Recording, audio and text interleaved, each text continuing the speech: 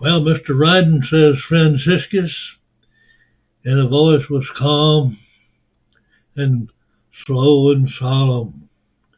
And he says, if you saw Atlas the giant who holds the world on his shoulders, if you saw blood running down his chest, his knees buckling, and his arms trembling, but he still holds the world aloft on his shoulders with last strength and the greatest effort, and the world bore down on his shoulders, what would you tell him to do?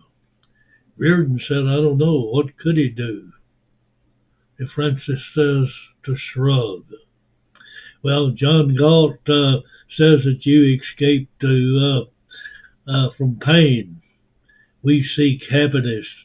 You exist for the sake of avoiding punishment. We exist for the sake of earning rewards. And threats will not make us function better. We are looking for freedom. Is John Galt speaking. I am the man who loves his life. I am the man who does not sacrifice his love or his values. 12 years ago when I worked in your world, I was an inventor.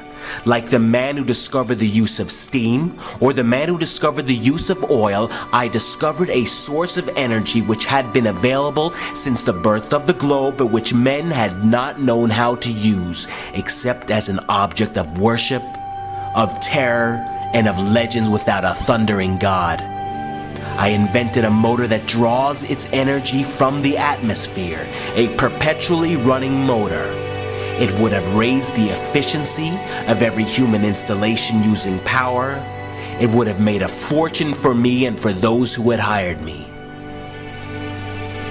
Then one night at a factory meeting, I heard myself sentenced to death by reason of my achievement. I heard 3 parasites assert that my brain and my life were their property, that my right to exist was conditional and depended upon the satisfaction of their desires. The purpose of my ability, they said, was to serve the needs of those who were less able.